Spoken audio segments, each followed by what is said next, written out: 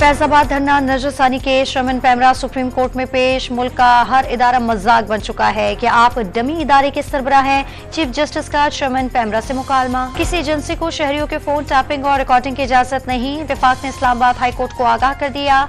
Audio leak के खिलाफ case की समाअत का तहरीरी हुक्मनामा जारी।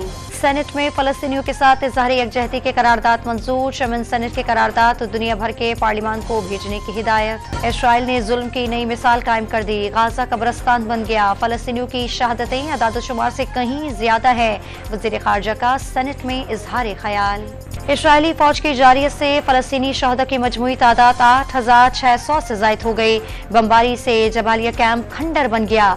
इसराइल का 9 फौजियों को मारे जाने का एतराफ। वजारत दाखिला ने गैर कानूनी तारिकीन वतन को गिरफ्तार करने की इजाजत दे दी। कराची से 4 और रावलपिंडी से 2 गैर कानूनी अफगान बाशिंदे गिरफ्तार। तुर्खम बॉर्डर पर गैर कानूनी अफगान बाशिंदों को ले जाने वाली गाड़ियों की तवील कतार। रावलपिंडी में गैर कानूनी तारिकीन वतन को रुकने के इंतजामात मुकम्मल।